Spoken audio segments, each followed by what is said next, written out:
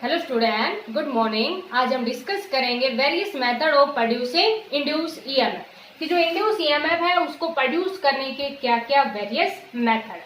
तो देखो, हमारे पास जो इंड्यूस ईएमएफ है वो हमने डिस्कस किया था कि इंड्यूस ईएमएफ है वो किसके इक्वल होता है, rate of change of magnetic flux के इक्वल होता है।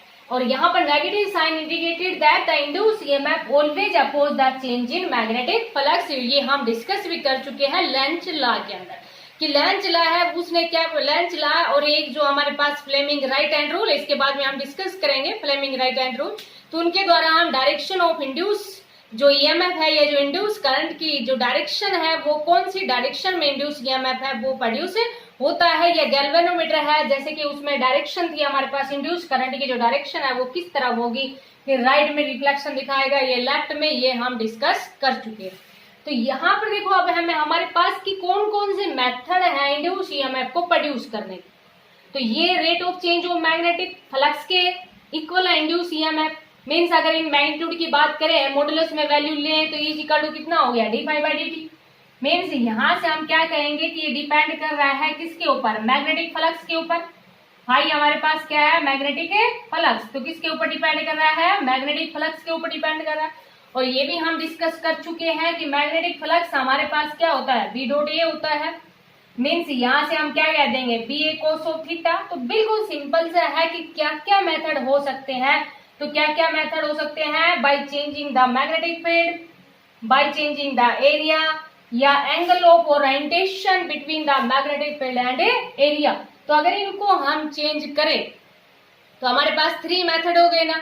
तो 3 मेथड के बारे में अभी हम डिस्कस करेंगे। तो various method of producing induce EMF के लिए हमारे पास कितने मेथड आए, 3 मेथड आए। फर्स्ट हमारे पास क्या है, by changing the magnetic field, या induce EMF by changing the magnetic field. तो समझ में आ गया होगा, induce EMF by changing the magnetic field, by changing the area, और by changing the angle of orientation between the magnetic field and area. तो first हमारे पास क्या है, इंड्यूस ईएमएफ। फर्स्ट जो वेरियस मेथड में हम क्या कहेंगे, induce EMF by changing the magnetic field, induce EMF by changing the magnetic field. कि अगर मैग्नेटिक फील्ड को चेंज करते हैं तो इंड्यूस ईएमएफ है वो प्रोड्यूस होता है, और यही हमारे पास मेथड है। तो समझ में आ गया होगा।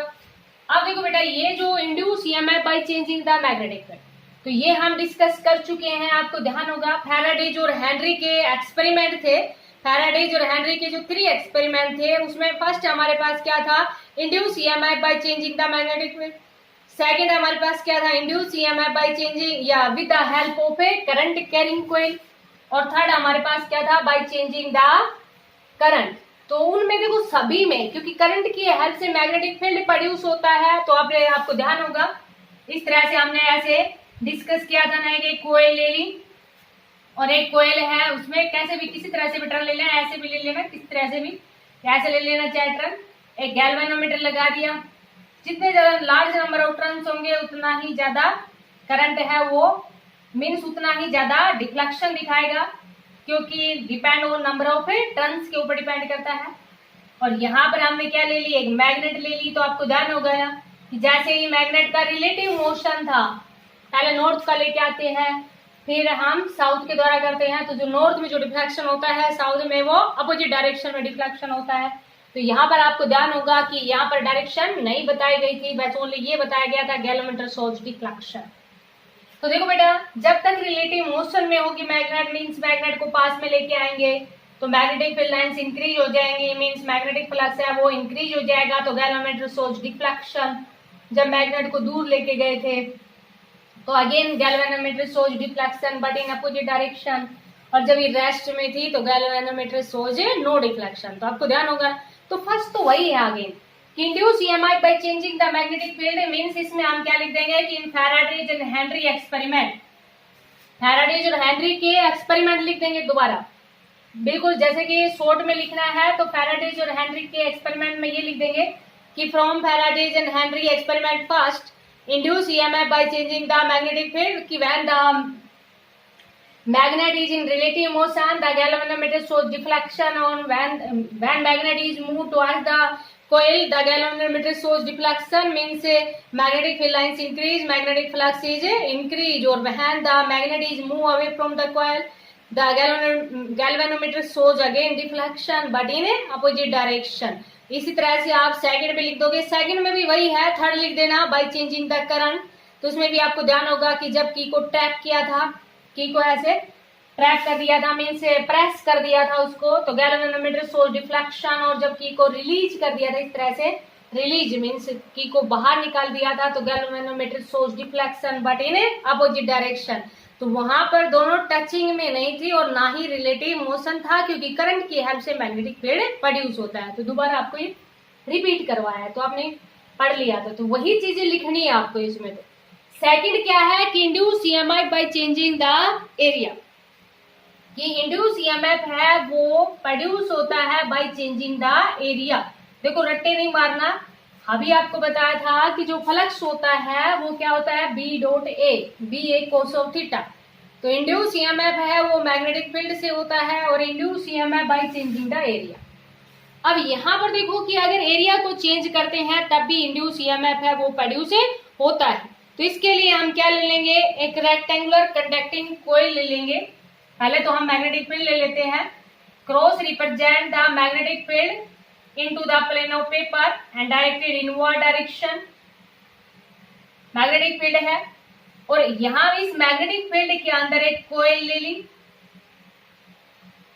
कोई भी जो कॉइल है एक रेक्टेंगुलर कॉइल ले ली, जिसका नाम है वो हमने क्या दे दिया, पी क्यू आर एस। इस तरह से एक रेक्टेंगुलर कॉइल है जिसका नाम दे दिया पी क्यू आर एस, एक रेक्टेंगुलर कॉइल है। और इधर गैल्वेनोमीटर लगा दिया, क्योंकि गैल्वेनोमीटर अगर डिफ्लेक्शन दिखाएगा तभी इंड्यूस ईएमएफ है वो प्रोड्यूस होगा ना। अब देखो यहाँ पर अगर एक कॉइल ले रखी है, करंट कैरिंग कॉइल है, उसको मैग्नेटिक फील्ड में रखते हैं, तो galvanometer with the help of magnetic field है वो करंट इंड्यूस होता है। तो यहाँ पर देखो अगर जैसे कि जो मोशन है कॉइल का वो बाय चेंजिंग द एरिया की बात कर रहे हैं। By changing the area means जैसे कि पहले हम मान लेंगे कि ये तो हमारे पास क्या है, लेंथ है, और ये हमारे पास क्या है, इसकी ब्रेथ है इस कॉइल की। मीन्स यहाँ पर जो एरिया है ना वो हमारे पास कितना है, L इंटू एक्स है। तो यहाँ हम क्या कर रहे हैं, बाय चेंजिंग द एरिया की बात कर रहे हैं। तो एक पहले ये जो कंडक्टिंग लूप ले ली, और कंडक्टिंग लूप है वो हमारे पास क्या है, पी क्यू आर एस है, इन प्लेन ऑफ पेपर में ले ली। और ये जो कंडक्टर है पी क्यू ये फ्री टू मूव है, means by changing the area की बात करेंगे, इसको लेफ्ट में भी लेके आ सकते हैं और इसको राइट में भी लेके आ सकते हैं। और ये जो कंडक्टर है ये बिल्कुल फ्री टू मूव है without any loss of energy due to friction, means friction है, फ्रिक्शन फोर्स है वो बिल्कुल भी नहीं ले रखा। अब इसको यहाँ पर इसको इधर लेके आएंगे या इसको राइट में लेके जाएंगे या लेफ्ट में लेके जाएंगे, तो गैल्वेनोमीटर शोज डिफ्लेक्शन। तो गैल्वेनोमीटर है वो तो डिफ्लेक्शन दिखाई गई। मान लीजिए जैसे कि इसको हम इस साइड लेके आ रहे हैं, जैसे कि ये हमारे पास क्या है, मैग्नेटिक फील्ड है, ये मैग्नेटिक फील्ड है perpendicular to the plane of paper, और इसको हम इस साइड लेके आ रहे हैं। तो इंड्यूस ईएमएफ, क्योंकि इंड्यूस ईएमएफ क्या होता है, E is equal to minus D phi by D T होता है, और फाई इज इक्वल टू क्या होता है, B इंटू ए होता है। तो B इंटू ए की जगह हम कितना पुट कर देंगे, L इंटू एक्स। अच्छा देखो इसको इधर लेके आएंगे तो चेंज कौन होगा, एक्स चेंज होगा ना। और यहाँ पर जब इसको इधर लेके आएंगे तो इनके बीच का जो एंगल है वो हमारे पास कितना बन जाएगा, कोस ऑफ 180 डिग्री बन जाएगा। और ये जब वैल्यू हम यहाँ पुट करेंगे ना, minus D by D T, और फाई की जगह B A cos of 180 degree की वैल्यू कितनी होती है, माइनस बी ए। तो minus B A minus minus क्या बन जाएगा, प्लस बन जाएगा, D by D T. B A की जगह हम कितना पुट कर देंगे, L इंटू एक्स। अच्छा देखो यहाँ ये जो चेंज हो रहा है एरिया, क्योंकि इसको इधर लेके आएंगे तो एक्स चेंज होगा ना, लेंथ के ऊपर तो कुछ इफेक्ट पड़ेगा नहीं। तो यहाँ पर चेंज क्या हो जाएगा हमारे पास, जी एक्स बाई डी टी। और D x by D T है ना, इसको हम क्या कहते हैं, वेलोसिटी कहते हैं। और ये जो इस तरह का जो ईएमएफ होता है ना, इंड्यूस ईएमएफ जो इस तरह का, मीन्स मोशन ऑफ कंडक्टर के कारण जो प्रोड्यूस होता है, और मोशन ऑफ कंडक्टर के कारण जो प्रोड्यूस होता है, इसलिए इसको क्या कह देते हैं, मोशनल ईएमएफ कह देते हैं, मोशनल ईएमएफ कह देते हैं। तो जो मोशनल ईएमएफ है मींस मोशनल इलेक्ट्रोमोटिव फोर्स की जो वैल्यू है वो हमारे पास कितनी आई, E इजिकल टू BLV। अच्छा देखो ये कंडक्टिंग कोयल है और अगर मान लीजिए इस कोयल के अंदर अगर करंट है वो इधर से इधर फ्लो करेगा, मीन्स करंट की डायरेक्शन है वो हमने कौन सी ले रखी है, ये एंटी क्लॉकवाइज है ना। तो गैल्वेनोमीटर है उसके अंदर डिफ्लेक्शन है वो कौन सी डायरेक्शन में आ जाएगा, राइट में आ जाएगा। या देखो आपके पास जो मोशनल ईएमएफ है उसकी वैल्यू आप दोनों तरह से निकाल सकते हो। आपके पास दो मेथड है मोशनल ईएमएफ की वैल्यू निकालने के, न्यूमेरिकल है इसके ऊपर काफी ज्यादा आते हैं और बिल्कुल सिंपल न्यूमेरिकल आते हैं इस पे। मीन्स जैसे कि आपके पास यहाँ पर मैग्नेटिक फील्ड दे दिया जाए लेंथ, और ये आपके पास जैसे कि एक्स की फॉर्म में इस तरह से दे दिया जाए तो हमें डिफरेंशिएशन भी करना पड़ सकता है। तो इससे रिलेटेड न्यूमेरिकल हम डिस्कस करेंगे। तो ये समझ में आया आपको। एक तो देखो हम इस तरह से निकाल सकते हैं कि इक्वल टू कितना आ गया BLV, और इसको हम क्या कहेंगे, मोशनल इलेक्ट्रोमोटिव फोर्स कहेंगे। दूसरा जो मेथड है इसके अंदर वो हम वर्क डन से निकाल सकते हैं। वर्क डन से कैसे निकाल सकते हैं, देखो समझ में आ गया होगा। ये तो आपको बिल्कुल सिंपल सा है, क्योंकि ये तो आपके पास ये जो कंडक्टिंग कोयल है उसके अंदर ये जो कंडक्टर है PQ, ये फ्री टू मूव है without any loss of energy due to friction. तो ये फ्री टू मूव है और एरिया को चेंज कर रहे हैं, मीन्स एरिया को देखो इधर लेके आ रहे हैं, क्योंकि लेफ्ट में ले जाओ या राइट में ले जाओ गैल्वेनोमीटर शोज डिफ्लेक्शन। इधर लेके आ रहे हैं तो चेंज कौन हो रहा है, एक्स। इधर लेके जाएंगे तब भी एक्स चेंज होगा, क्योंकि इधर इसको ऐसे नहीं किया हमने। तो जो चेंज हो रहा है उसके करस्पॉन्डिंग हम यहाँ पर डिफरेंशिएशन कर देंगे, क्योंकि डिफरेंशिएशन मीन जो चेंज हो रहा है उसी का होगा। dx/dt क्या हो जाएगी हमारे पास, वेलोसिटी। तो इसको हम क्या कहते हैं, मोशनल इलेक्ट्रोमोटिव फोर्स कहते हैं, E इक्वल टू BL।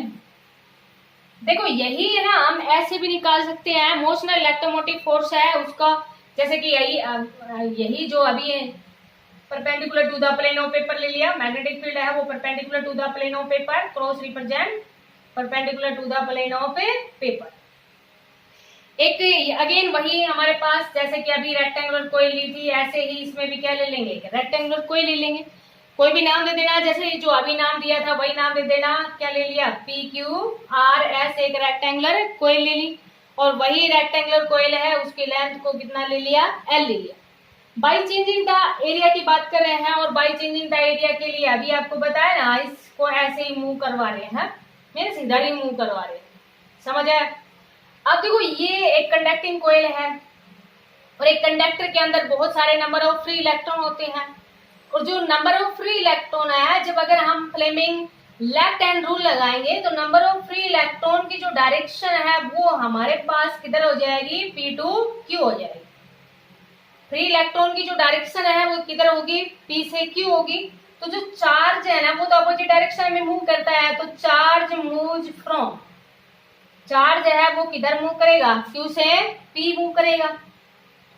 अब इसको मूव करवाने के लिए हमें वर्क डन करना पड़ेगा, और work done is equal to क्या होता है, फोर्स मल्टीप्लाई डिस्प्लेसमेंट होता है, समझ आया, फोर्स मल्टीप्लाई डिस्प्लेसमेंट। और ये हम पढ़ चुके हैं कि जो मोशनल इलेक्ट्रोमोटिव फोर्स, सॉरी हमने लोरेंज फोर्स पढ़ा था, और लोरेंज फोर्स में हमारे पास या एक जो कंडक्टर है उसको मैग्नेटिक फील्ड में रखा, तो वो भी हम पढ़ चुके हैं। तो वो जो हमारे पास जो फोर्स एक्सपीरियंस हुआ, उस फोर्स की जो वैल्यू थी वो हमारे पास कितनी थी, F is equal to QVB, क्योंकि QVB sine of theta maximum force की बात करते हैं, पढ़ा था ना ये, कि कंडक्टर को मैग्नेटिक फील्ड में रखते हैं। सॉरी आपके पास क्या था, motion of charge particle in magnetic field. तो ये मैग्नेटिक फील्ड में मोशन ऑफ चार्ज पार्टिकल ही है, और एक चार्ज पार्टिकल को जब मैग्नेटिक फील्ड में रखते हैं तो कितना फोर्स एक्सपीरियंस होता है, F is equal to QV cross P। और मैक्सिमम फोर्स की बात करते हैं, और perpendicular to the plane of paper ले ही रखा है, इट मींस थीटा हमारे पास कितना है, 90 डिग्री। और जब थीटा 90 डिग्री पुट करते हैं, क्योंकि ये वैल्यू हमारे पास कितने आती है, F is equal to QVB sine of theta, और थीटा को 90 डिग्री लेते हैं तो फोर्स कितना एक्सपीरियंस करता है, QVB। और work done is equal to क्या होता है, फोर्स मल्टीप्लाई डिस्प्लेसमेंट। और यहाँ इस कंडक्टर को, कंडक्टर की जो लेंथ है वो हमने कितनी ले रखी थी, L ले रखी है इसको, तो डिस्प्लेसमेंट हमारे पास कितना आ जाएगा, L आ जाएगा। और वी नो दैट जैसे ये भी हम पढ़ चुके हैं कि V इक्वल टू कितना होता है, W बाई क्यू होता है। तो V equal to W by Q, V की जगह हमारे पास क्या है, यहाँ पर E है, तो Q V B into L divide by Q. तो यहाँ पर EMF की वैल्यू है वो कितनी आ जाएगी, BLV। तो आपकी इच्छा है, अब वर्क डन से निकालना चाहो तो वर्क डन से निकाल दोगे, या अभी आपके पास जैसे पीछे निकाला था तो मोशनल EMF आपसे पूछ लिया जाता है कई बार, क्या इसका एक्सप्रेशन बताओ मोशनल इलेक्ट्रोमोटिव फोर्स का। तो मोशनल इलेक्ट्रोमोटिव फोर्स, मोशनल क्यों, क्योंकि यहाँ पर मोशन की बात कर रहे हैं ना, वेलोसिटी की बात कर रहे हैं। तो मोशनल इलेक्ट्रोमोटिव फोर्स है वो हमारे पास कितना होता है, BLV। समझ में आ गया होगा। इस तरह से निकालना चाहो तो इस तरह से निकालना, work done is equal to force multiply displacement, और एक चार्ज पार्टिकल को मैग्नेटिक फील्ड में रखते हैं तो कितना फोर्स एक्सपीरियंस होता है, QVB, मैक्सिमम फोर्स QVB, और W इज इक्वल टू कितना हो जाएगा, फोर्स मल्टीप्लाई डिस्प्लेसमेंट। तो ये हमारे पास है induce EMI bye changing the area. समझ में आ गया होगा। नेक्स्ट हमारे पास अभी थर्ड जो मेथड है, ये सेकंड मेथड था, induce EMF bye changing the area. Third जो मेथड है वो हमारे पास क्या है, induce EMF bye changing the angle of orientation, bye changing the angle of orientation between the magnetic field and area। समझ आया बेटा, by changing the angle of orientation, क्योंकि EMF अभी आपको बताया था E is equal to minus D phi by D V होता है, और फाई हमारे पास क्या होता है, B डॉट A होता है, और B A cos of theta. तो ये एंगल ऑफ ओरिएंटेशन के ऊपर डिपेंड करेगा कि जो मैग्नेटिक फील्ड और एरिया है उसके बीच में कितना एंगल है, क्योंकि देखो डिफरेंट एंगल के लिए, जैसे कि मान लीजिए हमारे पास एंगल है वो 0 डिग्री ले लिया तो मैग्नेटिक फ्लक्स है वो मैक्सिमम हो जाएगा, 180 डिग्री ले लेंगे तो वैल्यू कितनी हो जाएगी, मिनिमम हो जाएगी -BA। तो ये वाला जो है ये हम AC जनरेटर आएगा हमारे पास, तो वहां पर हम एंगल ऑफ ओरिएंटेशन की बात करेंगे, मीन्स डिफरेंट एंगल के ऊपर इंड्यूस EMF, क्योंकि वहां पर फ्लेमिंग राइट हैंड रूल की हमें जरूरत पड़ेगी, क्योंकि डायरेक्शन के लिए इंड्यूस EMF, क्योंकि जो जनरेटर है, जनरेटर के अंदर क्या करते हैं, मैकेनिकल एनर्जी को इलेक्ट्रिकल एनर्जी में कन्वर्ट करता है, मीन्स EMF की बात करते हैं, और रेजिस्टेंस हर एक सर्किट का होता ही है, तभी तो करंट प्रोड्यूस होता है, क्योंकि I इज इक्वल टू कितना होता है, E by R, V by R होता है ना। लेकिन यहाँ पर टर्मिनल पोटेंशियल डिफरेंस की जगह हमारे पास क्या है, EMF है, तो I इज इक्वल टू कितना आ जाएगा, E बाई आर। जैसे कि अभी हमारे पास मोशनल EMF आया था ना, और वहां पर ही अगर करंट की बात कर लेते, I करंट की बात कर लेते, तो करंट हमारे पास कितना हो जाता, BLV बाई आर आ जाता। समझ में आया बेटा।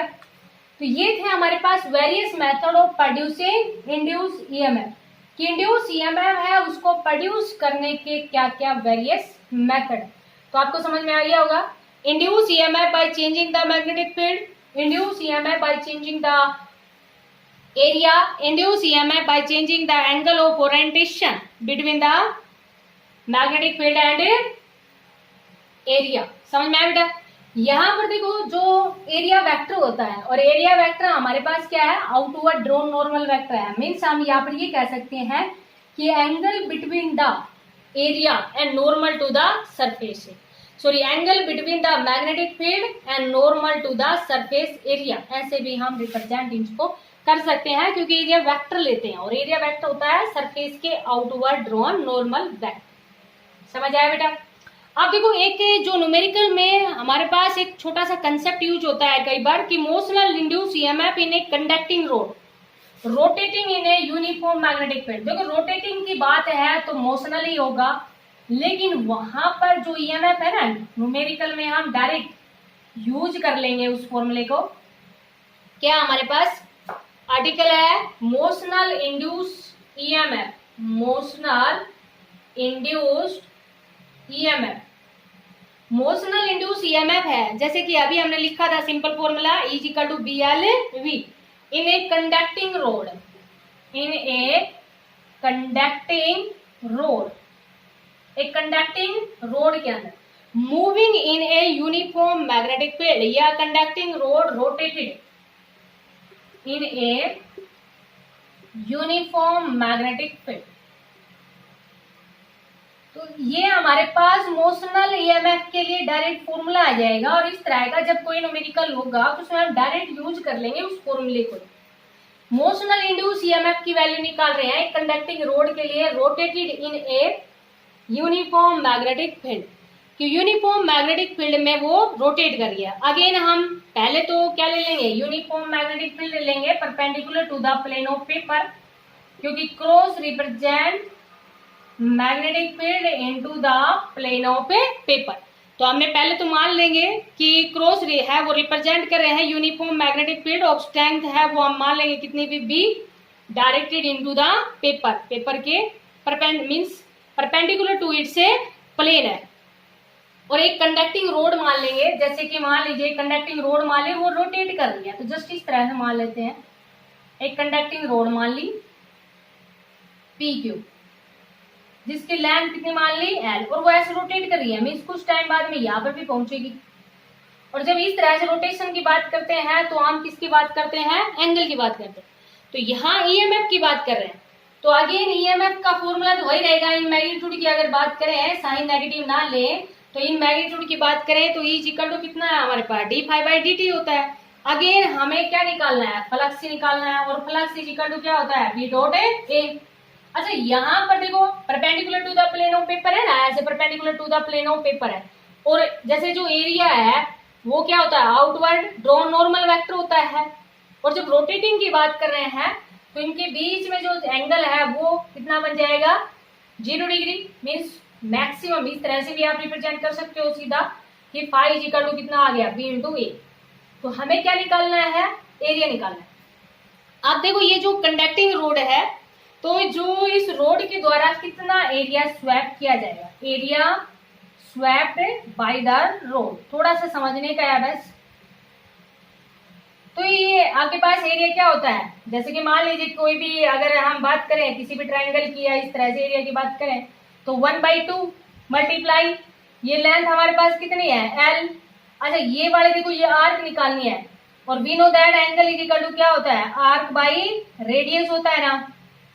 तो आर्क इज इक्वल टू क्या हो जाएगा एंगल मल्टीप्लाई रेडियस, और ये हमारे पास कितनी है एल, और एंगल कितना है थीटा। तो area swap by the road कितना हो गया, area swap by the road हमारे पास कितना आ गया हाफ एल स्क्वायर थीटा आ गया।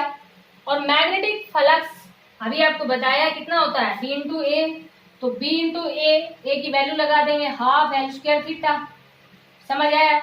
ये वैल्यू हम यहाँ पुट कर देंगे, ई इक्वल टू कितना है D phi by D T, इसकी जगह वैल्यू क्या आ रही है हाफ एल स्क्वायर थीटा। अब देखो हाफ बी एल स्क्वायर, अब चेंज कौन हो रहा है, ये एंगल ही चेंज हो रहा है ना, जैसे कि कुछ टाइम बाद में यहाँ पहुंच जाएगा, कुछ टाइम बाद में तो ये एंगल चेंज होगा, तो D theta by D T. और ये हम पढ़ ही चुके हैं कि D theta by D T है ना, वो हमारे पास क्या होता है एंगुलर वेलोसिटी। तो मोशनल ईएमएफ की वैल्यू, मोशनल इंड्यूस ईएमएफ की value in a conducting rod rotated in a uniform magnetic, तो जो रोटेट कर रही है यूनिफॉर्म मैग्नेटिक फील्ड में, तो जो न्यूमेरिकल होंगे उसमें हम डायरेक्ट वैल्यू पुट कर देंगे कि जो डायरेक्ट वैल्यू है वो हमारे पास कितनी I is equal to half B L square omega, where omega है वो हमारे पास क्या है एंगुलर वेलोसिटी है। क्योंकि जब रोटेशनल मोशन की बात करते हैं तो वेलोसिटी की जगह हमारे पास क्या जाएगी एंगुलर वेलोसिटी आ जाएगी। तो समझ में आया बेटा। अगर इस तरह है कि आपके पास कोई कंडीशन आती है कि आपको मोशनल इंड्यूस ईएमएफ की वैल्यू निकालनी है एक कंडक्टिंग रोड के लिए, देखो मोशनल इंड्यूस ईएमएफ की वैल्यू ही निकाल रहे थे कंडक्टिंग रोड के लिए, लेकिन ये क्या कर रही है रोटेट कर रही है।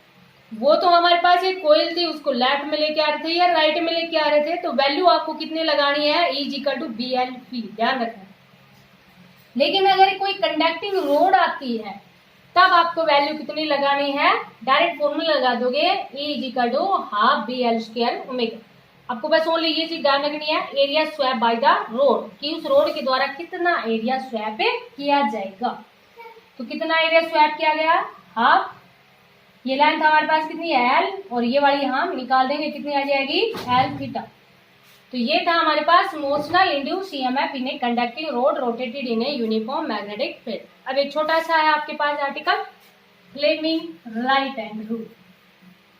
लेफ्ट हम पढ़ चुके हैं थर्ड यूनिट के अंदर, कंप्लीट के अंदर हम लेफ्ट की बात कर रहे थे, लेकिन जो इंड्यूस ईएमएफ की जो डायरेक्शन है वो या तो हम फ्लेमिंग राइट हैंड रूल का यूज करते हैं जैसे कि जनरेटर के अंदर करेंगे, या लेंज लॉ का यूज करते हैं।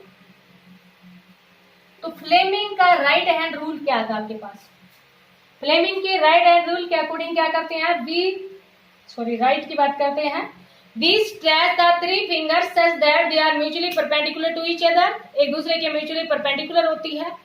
First finger represent the direction of magnetic field, central finger represent the direction of induce current, current नहीं होता इंड्यूस करंट, और thumb represent the direction of motion of the conductor. Means हमारे पास जो first finger होती है, three finger है, उनको mutually perpendicular हम रखते हैं, इस प्रकार से स्ट्रेच करते हैं, they are mutually perpendicular to each other. First finger है वो रिप्रेजेंट करती है किसको? मैग्नेटिक फील्ड को। सेंट्रल जो फिंगर है वो रिप्रेजेंट करती है किसको? इंड्यूस करंट को। और जो थंब है वो रिप्रेजेंट करता है, थंब है वो रिप्रेजेंट करता है मोशन ऑफ ए कंडक्टर, क्योंकि यहां पर मोशन ऑफ कंडक्टर की बात करते हैं। मोशन ऑफ कंडक्टर मीन्स क्योंकि करंट को इंड्यूस करवा रहे हैं पूरे यूनिट के अंदर। इस तरह की कंडीशन हमारे पास कि जैसे फैराडे जो हेनरी के लॉ देखे थे, जो लेंज लॉ था उसमें डायरेक्शन की बात कर रहे थे, समझ में। और अभी भी जैसे कि हमने मोशनल की बात की है, उस कोइल को ऐसे रोटेट करवा रहे हैं मैग्नेटिक फील्ड के अंदर, या मूव करवा रहे हैं लेफ्ट और राइट में, तो मैं उस मोशन ऑफ कंडक्टर की बात करें। और जब मोशन ऑफ कंडक्टर होता है तब हमारे पास इंड्यूस ईएमएफ प्रोड्यूस होता है, और हर सर्किट के अंदर रेजिस्टेंस होता है, और इंड्यूस ईएमएफ की हेल्प से हम करंट निकाल लेते हैं, क्योंकि according to Ohm's law V equal to IR। तो यहाँ पर V की जगह हमारे पास कितना है? E है, तो I इक्वल टू कितना हो जाएगा? E by R। तो समझ में आ गया होगा आपको Fleming right hand rule. We stretch the three fingers such that they are mutually perpendicular to each other. Then first finger represent the direction of magnetic field, central finger represent the direction of induced current, and thumb represent the direction of motion of the conductor. तो इनको आप अच्छे से understand करना, काफी important article है ये आपके पास। मोशनल ईएमएफ न्यूमेरिकल भी इस पे पूछा जाता है। Thank you, have a nice day.